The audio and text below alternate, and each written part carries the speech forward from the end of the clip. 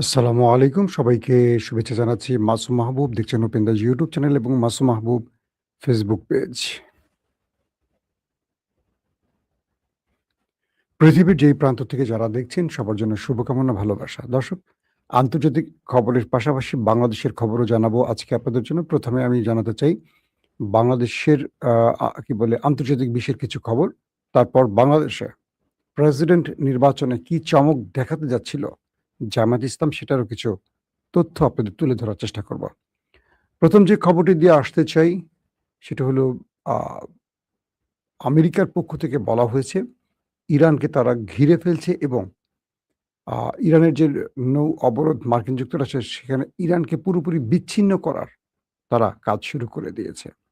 বলা হচ্ছে মার্কিন vice president JD Vance Iran সংঘাতে ওয়াশিংটনের মূল উদ্দেশ্য হিসেবে আমেরিকানদের জন্য জ্বালানির মূল স্থিতি স্থিতিশীল রাখা, তেহরানকে পারমাণবিক অস্ত্র অর্জন থেকে বিরত রাখা এবং যুক্তরাষ্ট্রের অবস্থানকে আরও শক্তিশালী করার কথা তুলে ধরেছেন। মার্কিন প্রতিরক্ষামন্ত্রী পিট হেগজেট বলেছেন যে যুক্তরাষ্ট্র ইরানের বিরুদ্ধে তার অবরোধ অনির্দিষ্টকালের জন্য বজায় রাখতে পারে। হরমুজ প্রণালীতে নৌ চলাচল স্বাভাবিক রয়েছে বলে যুক্তরাষ্ট্রের করা দাবিকে ইরানের সামরিক বাহিনী অস্বীকার করেছে এবং জানিয়েছে যে তাদের অনুমোদন ছাড়া কোনো জাহাজ এই হরমুজ প্রণালীতে চলাচল করতে পারছে না। মার্কিন অর্থমন্ত্রী স্কট বেসেন্ট বলেছেন তেহরানকে বিচ্ছিন্ন করার প্রচেষ্টা যুক্তরাষ্ট্র ইরানের বিরুদ্ধে এমন অর্থনৈতিক ব্যবস্থা গ্রহণ করবে যা আগে কখনো দেখা যায়। এটা হলো আজকের একদম লেটেস্ট এইমাত্র আপডেটগুলো আমি মানে আপনাদেরকে একসঙ্গে জানিয়ে দিলাম। বিষয়টা আসলে কোথায় গিয়ে আটকালো? ইরানকে নতুন করে আরো বড়, বড় অবরোধে ফেলার ঘোষণা দিয়েছে মার্কিন অর্থমন্ত্রী স্কট। যে অবরোধগুলো বা যে নিষেধাজ্ঞাগুলো ইরান দীর্ঘদিন পার করে আসছে এগুলো ইরান আমেরিকার আর তোয়াক্কা করছে না। পাশাপাশি আমেরিকা যে বারবার বলছে হরমুজে তাদের কন্ট্রোল আছে এগুলো আসলে সম্পূর্ণ মিথ্যা কথা। ইরান বলছে যে এখনো হরমুজ প্রণালীতে জাহাজ ঢোকা বা বের হওয়ার ক্ষেত্রে ইরানের অনুমতি ছাড়া সম্ভব হচ্ছে না। পুরো কন্ট্রোল ইরানের হাতে আছে এবং তাদের যে president JD Vance vice president তিনি বলছেন ইরানকে কখনোই পারমাণবিক শক্তিধর হতে দেয়া হবে না। এইজন্য আমেরিকার যা করণীয় তারা সব করবে। কিন্তু ভেতরে, ভেতরে আসলে কি চলছে? ইরান কি করে ফেলছে ভেতরে, ভেতরে সেটার একটা গুরুত্বপূর্ণ ব্যাপার। কারণ ইরানের সাম্প্রতিক সময়ে যে বক্তব্যগুলো আসছে, সে বক্তব্যে ইরান যা ইঙ্গিত করছে তাতে করে মনে হচ্ছে ইরান বড় কিছু করতে যাচ্ছে বা বড় কিছু করে ফেলেছে। পাশাপাশি আজকের আরেকটি খবর আসছে, হরমুজ প্রণালী ছাড়ার সময় ড্রোন হামলায় ট্যাংকার ক্ষতিগ্রস্ত হয়েছে। যুক্তরাষ্ট্রের সামুদ্রিক সংস্থা এই তথ্যটি জানিয়েছে। তারা বলছে জাহাজটি সামান্য ক্ষতিগ্রস্ত হয়েছে, নাবিকরা নিরাপদে আছেন বলে জানা গেছে এবং জানিয়েছে UK maritime trade operations. Hormuz প্রণালী দিয়ে বহির্গমনকালে একটি ট্যাংকার ড্রোনের আঘাতে ক্ষতিগ্রস্ত হয়েছে বলে শুক্রবার UK maritime trade operation UKMTO জানিয়েছে। সংস্থাটি একটি সতর্কীকরণ বিজ্ঞপ্তিতে বলেছে যে সামরিক কর্তৃপক্ষের কাছ থেকে প্রতিবেদন পেয়েছে যে হরমুজ প্রণালী দিয়ে বহির্গমনকালে একটি ট্যাংকার চালকবিহীন ড্রোন দ্বারা আঘাতপ্রাপ্ত হয়েছে। জাহাজটি সামান্য ক্ষতিগ্রস্ত হয়েছে, নাবিকদল নিরাপদ ও সুস্থ আছে বলে জানা গেছে এবং পরিবেশের উপর কোনো প্রভাব পড়েনি। এতে আরও বলা হয়েছে যে ঘটনাটি রিপোর্ট করা হয় এভাবে যে সতর্কতা জারি করা হয়েছিল শুক্রবার এবং ট্যাংকারটি পরিচয় জানা যায়নি এবং এ হামলার জন্য কে বা কারা দায়ী সেই বিষয়টি এখন স্পষ্ট হয়নি। পাশাপাশি জাহাজগুলোকে সতর্কতার সাথে চলাচল করতে এবং যে কোনো সন্দেহজনক কার্যকলাপ সম্পর্কে তারা জানাতে বলেছে। পাশাপাশি মার্কিন ইরান যুদ্ধের জেরে হরমুজ প্রণালীতে উত্তেজনা বৃদ্ধি পেয়েছে যা কৌশলগত জলপথ অবরোধ নৌ চলাচলের বিষয়ে বোঝাপড়া সুসংহত করার কূটনৈতিক প্রচেষ্টা সত্ত্বেও নৌ পরিবহন এবং বৈশ্বিক জ্বালানি সরবরাহের বিঘ্ন ঘটায় আশঙ্কা তৈরি হয়েছে। দর্শক, আমি এটি তুরস্কের একটি সংবাদ মাধ্যমের সর্বশেষ আপডেট আপনাদের জানালাম। অন্যদিকে আজকের ইম্পর্টেন্ট আরেকটি খবর পাওয়া গেছে যে মার্কিন সেন্টকম যারা এই যুদ্ধটি পরিচালনা করছে, সেন্টকম বা সেন্ট্রাল কমান্ড আমরা যেটাকে বলি, তারা বলছে যে সেই মার্কিন সেন্টকমের প্রধান ইরানের উপর নতুন করে হামলার জন্য আবার চাপ দিচ্ছে এবং এই তথ্যটি প্রকাশ করেছে স্বয়ং ইসরায়েলের গণমাধ্যম চ্যানেল 13। তাদের তথ্য মতে যে কুপার ইরানের তেল, গ্যাস ও বিদ্যুৎ কেন্দ্রের সাথে যুক্ত স্থাপনাগুলো জাতীয় অবকাঠামোর উপর নতুন করে হামলার আহ্বান জানিয়েছেন। বলা হচ্ছে যে ইসরায়েলি গণমাধ্যম দাবি করছে মার্কিন সেন্ট্রাল কমান্ডের সেন্টকমের প্রধান তেহরানের উপর চাপ বাড়াতে তেল, গ্যাস ও বিদ্যুৎ স্থাপনায় হামলা সহ ইরানের উপর আক্রমণ পুনরায় শুরু করার জন্য চাপ দিচ্ছে। ইসরায়েলের চ্যানেল 13 তার নাম প্রকাশ অনিচ্ছুক নির্ভরযোগ্য কয়েকটি রাজনৈতিক সূত্রের বরাত দিয়ে জানিয়েছে, অ্যাডমিরাল ব্র্যাড কুপার গত সপ্তাহে ইসরায়েল সফরকালে প্রস্তাবটি পেশ করেন এবং সম্প্রচারকারী সংস্থাটি জানিয়েছে Cooper chief of staff Yael Zamir এবং অন্যান্য ঊর্ধ্বতন কর্মকর্তাদের সঙ্গে ইসরায়েলি সেনাবাহিনীর শীর্ষ অপারেশন ফোরামের একটি বৈঠকে যোগ দিয়েছেন। সেই রিপোর্টে আরো বলা হয়, কুপার ইরানের বিরুদ্ধে নতুন করে লড়াই শুরু করার এবং দেশের গ্যাস, তেল ও বিদ্যুৎ শিল্পের সঙ্গে সংযুক্ত স্থাপনাগুলো সহ ইরানের জাতীয় অবকাঠামোগুলোকে আবারও ধ্বংসের পরামর্শ দেন। ইরানের অবকাঠামোতে হামলা চালালে খেলার নিয়ম বদলে যাবে, এতে ইরানিরা মারাত্মকভাবে ক্ষতিগ্রস্ত হবে এবং বর্তমান পরিস্থিতি তারা তাদের অবস্থান পরিবর্তন করবে বলে তিনি মত দেন। মানে কি সুন্দর বুদ্ধি, বুঝছেন ইরানেরা।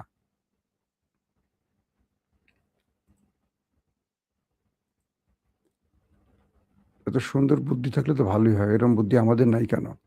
সেনকম প্রধান ইসরায়েলি সামরিক কর্মকর্তা বলেছেন যে যুদ্ধ পুনরায় শুরু করাই একমাত্র বিকল্প হয়ে উঠতে পারে এবং ইরানের বিরুদ্ধে ইসরায়েলের সঙ্গে যুক্তরাষ্ট্রের যৌথ হামলা চালানোর প্রয়োজন হতে পারে। পাশাপাশি মার্কিন joint chief of staff chairman general Dan কেইনের কাছেও তার অবস্থান তুলে ধরেন এবং প্রস্তাবটি প্রেসিডেন্ট ডোনাল্ড ট্রাম্পের কাছে জানানো হয়েছে। অর্থাৎ ইসরায়েল যে আজকের রিপোর্টটি করেছে, এই রিপোর্টে আমরা দুটো জিনিস বুঝলাম যে ইসরায়েলকে এই কুপার, যিনি সেন্টকমের প্রধান, তিনি এই বিষয়গুলো বলছেন এবং তিনি ডেইন কেন, যিনি মার্কিন চিফ অফ স্টাফ, তার সাথে আলোচনা করেছিলেন। ইরানে আবারও হামলার এই প্রস্তাবগুলো দেয়া হয়েছে, যার ফলে এখন আমেরিকা আবার নতুন করে যুদ্ধ শুরু করবে বা করার একটা প্রক্রিয়ার মধ্যে আছে, এমনটিও বলা হচ্ছে। দর্শক, আসলে আমেরিকা এই মুহূর্তে ইরানের সাথে যুদ্ধ চাইছে না, কারণ তাদের যে একটার পর একটা গণমাধ্যমে খবরগুলো আসছে, সেই খবর বলছে 45টি MQ-9 রিপার ড্রোন ইরানের হামলায় হারিয়েছে আমেরিকা। এক একটা রিপারের দাম প্রায় 30 থেকে 50 মিলিয়ন মার্কিন ডলার। 45টাকে আপনি হিসাব করেন, 30 থেকে $50 যদি একটা রিপারের দাম হয়, কত বিলিয়ন ডলার এখানে খরচ হয়েছে। আমেরিকার জনগণের ট্যাক্সের টাকা দিয়ে ইরানে হামলা করতে এসে আমেরিকা যে বিশাল অর্থনৈতিক সংকটে পড়েছে, এটা আমেরিকার গণমাধ্যমগুলো স্পষ্ট করে পৃথিবীকে জানাচ্ছে। পাশাপাশি শুধু এই MQ-9 রিপার নয়, তারা হারিয়েছে তাদের মূল্যবান যুদ্ধ বিমান, হারিয়েছে তারা আকাশ প্রতিরক্ষা সিস্টেমের ব্যাটারি, হারিয়েছে radar system, early warning system, হারিয়েছে তারা প্রতিরক্ষার নানান রকম সরঞ্জাম এবং জর্দান, কুয়েত, কাতার, বাহরাইন এবং আরো কয়েকটি গালফ কান্ট্রিতে থাকা মার্কিন মূল্যবান যুদ্ধাংশ, মানে কি বলো, যুদ্ধাস্ত্র এবং তাদের প্রচুর সেনা হারিয়েছে। এগুলোর মূল্য অনেক। মার্কিন গণমাধ্যম বলছে এই হামলা থেকে ট্রাম্প এখন নিবৃত্ত হতে চায়, বেঁচে আসতে চায়, তবে তিনি একটি এক্সিট রুট চান যেটা সম্মানজনক। অর্থাৎ ইরান এই যুদ্ধে জয়ী হয়ে গেলে কার্যত আমেরিকার পরাজয় হয়ে যাবে। পৃথিবীকে দেখাতে হবে যে এই যুদ্ধে ইরান নয়, আমেরিকা জিতেছে, এমন একটা প্রেক্ষাপট ইরানের কাছ থেকেই আমেরিকা চাইছে। খুব ইন্টারেস্টিং না? আমেরিকা ইরানের কাছ থেকে এমন একটি এক্সিট রুট চাচ্ছে যেখানে পৃথিবীকে ট্রাম্প বলতে পারবেন তিনি ইরানের কাছে বিজয় লাভ করেছেন, কারণ তার এছাড়া আর কোনো পথ খোলা নেই। যদি ইরান এই পথটি তাকে না দেয়, তাহলে তিনি ইরানে নিউক্লিয়ার অ্যাটাক করতে পারেন, এমন হুমকিও দেওয়া হয়েছে। আর ইরান বলছে, যদি তুমি আমার দেশে নিউক্লিয়ার অ্যাটাক করে থাকো, তাহলে মধ্যপ্রাচ্যে তোমার 50,000 সেনা কবরে চলে যাবে, তোমার ঘাঁটিতে ইরানের পতাকা উঠবে, মানে মধ্যপ্রাচ্য দখল করে ফেলবে ইরান। মার্কিন ঘাঁটিগুলো দখল মানে কি, মধ্যপ্রাচ্য দখল করে ফেলবে ইরান। একদম প্রকাশ্যে এরকম থ্রেট দিয়েছে। দর্শক, আসেন বাংলাদেশের কিছু খবর দেই। বাংলাদেশে কে হচ্ছেন প্রেসিডেন্ট, নেক্সট প্রেসিডেন্ট? আমাদের শাহাবুদ্দিন চুপ্পু চুপ করে হয়তো দেশ ছেড়ে চলে গেছেন, বা তিনি আত্মগোপনে আছেন, বা তিনি যেটাই করেছেন এটা নিয়ে আমাদের আর মাথা ব্যথা নেই, তিনি এখন বাতিল মাল। নেক্সট প্রেসিডেন্ট কে? বাংলাদেশের যেই সংবিধান পরিবর্তন বা সংস্কারের বিলগুলো বা খসড়াগুলো হলো প্রফেসর ইউনূসের আমলে, সেখানে বিএনপি, জামাত সহ বাকি যে দলগুলো আছে তারা অনেকে স্বাক্ষর করেছে। কিন্তু এখন পর্যন্ত বিএনপি তার স্বাক্ষরিত বিষয়গুলোকে বাস্তবায়নের পথে হাঁটতে দেখা যাচ্ছে না। রহস্যজনক কারণে এই দাবিগুলো একসময় বিএনপির ছিল, কিন্তু বিএনপি ক্ষমতায় বসে এই দাবিগুলোকে খুব একটা আমলে নিচ্ছে না। তো হঠাৎ করে চুপ্পুকে সরিয়ে দিয়ে নতুন প্রেসিডেন্ট কেন নির্বাচন হচ্ছে, এগুলো নিয়ে অনেক প্রশ্ন আসছে। এতদিন না সরিয়ে এখন কেন, কতদিন পরে না কেন? বলা হচ্ছে আগস্টের 27 তারিখের এই সরকারকে অবশ্যই সংবিধান সংস্কার কমিটির যেখানে সিগনেচারগুলো হয়েছে এগুলো বাস্তবায়ন করতে হবে, কারণ সেই কমিশনে এই বিষয়গুলো উল্লেখ আছে। তাহলে বিএনপিকে কি করতে হবে? যদি আগস্টের 27 তারিখে 27 তারিখের পরে প্রেসিডেন্ট নির্বাচন করা হয়, সেক্ষেত্রে সংবিধানের 70 অনুচ্ছেদ এড়িয়ে যেতে হবে বিএনপিকে। সেই ক্ষেত্রে কি হবে? বিএনপির পার্লামেন্টারিয়ানরা বা সদস্যরা তারা যে কাউকে পছন্দ ভোট দিতে পারবেন, কারণ এটা বাংলাদেশের সংবিধানে নতুন করে সংস্কারের মাধ্যমে যুক্ত করে গেছে প্রফেসর ইউনূসের অন্তর্বর্তীকালীন সরকার। বিষয়টি আপনারা খুব ভালো করে বোঝার চেষ্টা করবেন। তো জামাত কর্নেল অলি আহমেদকে দিয়েছেন তাদের প্রার্থী, বিএনপি দিয়েছে মির্জা ফখরুল ইসলাম আলমগীর। এই তো দুজনই বিএনপির পোড় খাওয়া এবং ডাকসাইটের নেতা। বাংলাদেশের জন্য দুজন, আমি বলবো যে ভালো মানুষ। আমার ব্যক্তিগতভাবে দুজনের সাথে ভালো সম্পর্ক আছে, আমি দুজনকে ভালো মানুষ হিসেবে চিনি। এটার ব্যতিক্রম আমি এখন কিছু বলতে চাই না। আবার সোশ্যাল মিডিয়াতে বলা হচ্ছে যে যুদ্ধাপরাধী বা স্বাধীনতা বিরোধী জামাত তারা পেয়েছে একজন মুক্তিযোদ্ধাকে তাদের প্রেসিডেন্ট পছন্দ করেছে। দেখেন কি ইন্টারেস্টিং ব্যাপার। আবার দেখেন যেই দলটি স্বাধীনতার ঘোষণা দিয়েছে বিএনপি, তারা একজন রাজাকার পুত্রকে প্রেসিডেন্ট করতে যাচ্ছে। এটিও সোশ্যাল মিডিয়ার খুব আলোচিত বিষয়। মানে বাংলাদেশের না, ইতিহাসের রাজনীতিগুলো যদি কখনো লেখা হয় এইভাবেই লেখা হবে হয়তো, যে জামাত কিন্তু ৭১-এ যুদ্ধ বিরোধী মানে আমাদের ৭১ বা স্বাধীনতার বিরোধী একটা শক্তি, সবাই জানি আমরা। সেই জামাত তারা দিচ্ছে একজন মুক্তিযোদ্ধাকে, মানে কি বলবো, যুদ্ধের মাঠের একজন বীরকে, কর্নেল অলিকে। আর যেই বিএনপি স্বাধীনতা, বিএনপি না, জিয়াউর রহমান স্বাধীনতার ঘোষণা দিয়েছিলেন, তিনি বা তার দল দিচ্ছে মির্জা ফখরুল ইসলাম আলমগীরকে, যাকে বলা হচ্ছে লিস্টেড তার বাবা একজন যুদ্ধাপরাধী ছিলেন বা রাজাকার ছিলেন। এই দুটো নিয়ে তার বাবা কি ছিলেন, তার চেয়ে বড় কথা তিনি কি ছিলেন? তিনি অবশ্যই একজন দেশপ্রেমিক মির্জা ফখরুল ইসলাম আলমগীর, এবং বিএনপির জন্য বা হাসিনা বিরোধী আন্দোলনে দীর্ঘদিন রাজপথে লড়াই করেছেন। খুবই ভদ্র, সফিস্টিক একজন ভদ্র মানুষ। এটা নিয়ে আমি তাকে নিয়ে কোনো বিভ্রান্তিকর তথ্য দিতে চাই না, বাট ইতিহাসের পাতা থেকে তার বাবা রাজাকার ছিলেন, এটা মোটামুটি সবাই জানে। আর কর্নেল অলি কিন্তু মানে একজন বীর ছিলেন, মুক্তিযোদ্ধা ছিলেন। তো দেখেন রাজনীতি কিভাবে পরিবর্তন হয়। তো বলা হচ্ছে যে সংবিধানের যদি ২৭ আগস্টের আগে প্রেসিডেন্ট করে, তাহলে সরকার ৭০ অনুচ্ছেদের আওতায় এই প্রেসিডেন্ট নির্বাচন করবে। তো সেই প্রেসিডেন্ট নির্বাচনটি যদি হয়, কোনো সরকারি দল বা কোনো দলের এমপিরা দলের সিদ্ধান্তের বাইরে ভোট দিতে পারবে না, তাহলে তার এমপি পদ হারিয়ে যাবে। এটা দেখবেন আপনি পাকিস্তানেও এই আইনটা আছে। কেউ দলের সিদ্ধান্তের বাইরে, যেমন ইমরান খানের এমপিরা ইমরান খানের বাইরে কয়েকটা বিষয়ে ভোট দিতে গিয়েছিল এবং অনাস্থা ভোটে যুক্ত হয়েছিল সেনাবাহিনীর চাপে পড়ে, এবং পরবর্তী আদালত কর্তৃক তারা সবাই ডিসকোয়ালিফাইড হয়ে যায় এবং সেই আসনগুলোতে আবার নির্বাচন হয়ে ইমরান খানই জিতে। তো বাংলাদেশের আগামী আগস্টের ২৭ তারিখের পর বিএনপি যদি সেই সংবিধান সংস্কার বিষয়গুলোকে বাস্তবায়ন করে পার্লামেন্টে, আমাদের নেক্সট যে অধিবেশন বসতে যাচ্ছে সেখানে বাস্তবায়ন করে, তাহলে ৭০ অনুচ্ছেদ আর থাকবে না।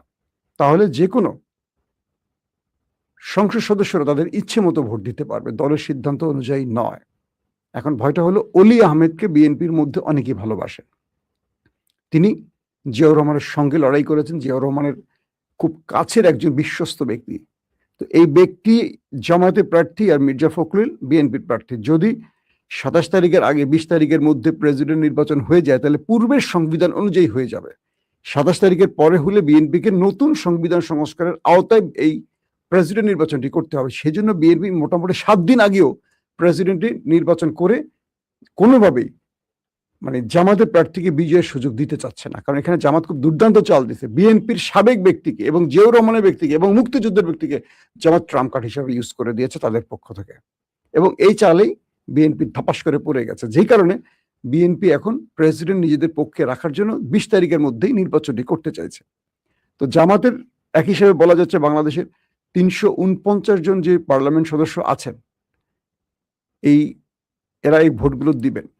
তো এই ভোটগুলো তাদের মধ্য থেকে যারা সর্বাধিক পাবে, তো সর্বাধিককে বিএনপির ২৫০-এর উপরে আছে তাদের সংসদ সদস্য। একেবারে কনফার্ম বলা যায় আগামী নেক্সট প্রেসিডেন্ট হচ্ছেন মির্জা ফখরুল ইসলাম আলমগীর, এখানে আর কোনো দ্বিমত নেই। কিন্তু যদি এই নির্বাচনটি ২৭ তারিখের পরে হতো, নতুন সংবিধানের আওতায় হতো, তাহলে ধারণা করা যাচ্ছে যে বিএনপির অধিকাংশ লোকই কর্নেল অলিকে ভোট দিতেন এবং জামাত তারা একজন প্রেসিডেন্ট পেয়ে যেতেন। এটা আটকাবার জন্য একটা বিষয়। আর শেষ যে বিষয়টি হলো, সংবিধান সংস্কার কমিটির এই প্রস্তাবে বিএনপির দুটো আপত্তি ছিল। এক, তারা বলছে যে আস্থা ভোট, আস্থা বা অনাস্থা ভোট, আর হলো বাজেট বিল, এই দুটোতে যেন কোনো সদস্য মানে নিজেদের দলীয় সংসদ সদস্যরা অন্য মানে তাদের সিদ্ধান্তের বাইরে ভোট দিতে না পারে, তাহলে দেখা যাবে যে সঠিকভাবে বাজেটগুলো বাস্তবায়ন করতে পারবে না অথবা সরকার পড়ে যেতে পারে। এটা হলো বিএনপির দাবি ছিল। অর্থাৎ বুঝিয়ে বলছি, ধরেন বিএনপি সরকারের প্রতি আস্থা হারিয়ে ফেলছে অনেক সরকার, ধরেন সেক্ষেত্রে তাদের ২৫০ এমপির মধ্যে যদি ধরেন ১২০ জন বিএনপির বিরুদ্ধে ভোট দিয়ে বসে, বাকি জামাতের সঙ্গে যুক্ত হয়ে যায়, ভোট দিয়ে বসে, তাহলে বিএনপি সরকার পড়ে যাবে ঠাস করে। এইটাই তো, এই জন্য বিএনপি বলছে দুটো ইস্যুতে যেন তাদের সংসদ সদস্যরা বা নিজ দলীয় এমপিরা সিদ্ধান্তের বাইরে ভোট দিতে না পারে। একটা হলো আস্থা অনাস্থা ভোট, যেটা দিয়ে সরকার থাকে বা ফেলে যায়, যেটা পাকিস্তানে হয়েছে ইমরান খানের ক্ষেত্রে, আর একটা হলো বাজেট বিল। তো এই দুটো বিএনপির আপত্তি আছে, কিন্তু জামাত চাচ্ছে সব ক্ষেত্রে ৭০ অনুচ্ছেদ বাতিল হবে, এবং এখানে একজন পার্লামেন্ট সদস্য তার ইচ্ছে মতো স্বাধীনভাবে ভোট দিতে পারে। রাষ্ট্রের প্রয়োজনে দলের পক্ষে দিতে হবে এমন না, তার যদি মনে হয় দলের সিদ্ধান্তটা ভুল তাহলে সেই ভুলের বিরুদ্ধে ভোট দিতে পারে, তার যদি মনে হয় এই সিদ্ধান্তটা রাইট তাহলে তিনি পক্ষে ভোট দিতে পারে, তার সেই ভোট দেওয়ার অধিকার দিতে হবে এই বিষয় নিয়ে। তো ২০ তারিখে যদি প্রেসিডেন্ট নির্বাচন হয়, আমরা মির্জা ফখরুল ইসলামকে কনফার্ম ধরে নিচ্ছি তিনি প্রেসিডেন্ট হচ্ছেন। আরো কিছু পরিবর্তন আসছে, তার স্থলাভিষিক্ত হচ্ছেন এলজিআর ডিপার্টমেন্টে আমাদের সালাউদ্দিন ভাই, আর আমার খুবই প্রিয় মানুষ, তার সাথে আমার দীর্ঘ লড়াই সংগ্রাম আন্দোলনের ইতিহাস আছে, যিনি আমাদের স্বরাষ্ট্রমন্ত্রী হচ্ছেন, বুঝছেন তো, আমাদের অ্যানি ভাই, শহীদুদ্দিন চৌধুরী অ্যানি ভাই, তার সাথে অনেক হিস্ট্রি আছে, বলবো একদিন আপনাদের, মজার মজার হিস্ট্রি আছে অ্যানি ভাইয়ের সাথে। আওয়ামী লীগের ভয়াবহ দিনগুলো আমরা একসাথে পার করেছিলাম অনেকভাবে। অ্যানি ভাই আমাকে কিভাবে সেভ করছেন, আমি কিভাবে অ্যানি ভাইকে সেভ করছি, সেই হিস্ট্রিগুলো আপনাদের বলবো। মানে লন্ডন পালিয়ে যাওয়ার আগের হিস্ট্রিগুলো আছে কিছু মজার মজার। তো আমি বিশ্বাস করি আমাদের শহীদুদ্দিন চৌধুরী অ্যানি ভাই একজন যোগ্য স্বরাষ্ট্রমন্ত্রী হবেন, দলের জন্য, দেশের জন্য খুব ডেডিকেটেড একজন ব্যক্তি, তরুণদের জন্য খুব বলবো কি পজিটিভ একজন ব্যক্তি। তো সবকিছু মিলে আগামী রাজনীতিতে জামাত বিএনপিকে একটু টাফ টাইম দিবে বোঝা যাচ্ছে, এবং এই অনুচ্ছেদগুলো বা সংবিধান সংস্কারের অনেকগুলো বিষয় বাস্তবায়ন হয়ে গেলে মাঠে বোধহয় খুব হার্ড লাইনে জামাত আসতে পারে। আর যদি গণভোটের যে বিষয়গুলো পুরোপুরি বাস্তবায়ন হতো তাহলে আমার মনে হয় বাংলাদেশ একটা সঠিক পথ পেত, কারণ সরকারি দলের বিরোধী দলের মধ্যে যে প্যারালালি রিলেশনটা বা ক্ষমতার ভারকেন্দ্রটা এক পক্ষে না গিয়ে দুই পক্ষের মাঝে সমান্তরাল থাকা, এই জায়গাটি খুব গুরুত্বপূর্ণ ছিল। সেই ক্ষেত্রে আমার মনে হয় আজকে বিদ্যুৎ সংকটে আমাদের ভুগতে হতো না, রাজনৈতিক কুট কালচার আমাদের পড়তে হতো না, বাংলাদেশ সঠিক পথটা ফিরে পেত। তাই বলছি গণভোটের পক্ষে থাকা উচিত, এবং গণভোটের যে বিষয়গুলো ছিল এগুলো সরকারের বাস্তবায়ন করা উচিত, যাতে আগামীর বাংলাদেশ একটা সুন্দর বাংলাদেশ হিসেবে প্রতিষ্ঠিত হতে পারে। প্রত্যেকে ভালো থাকবেন। আল্লাহ হাফিজ।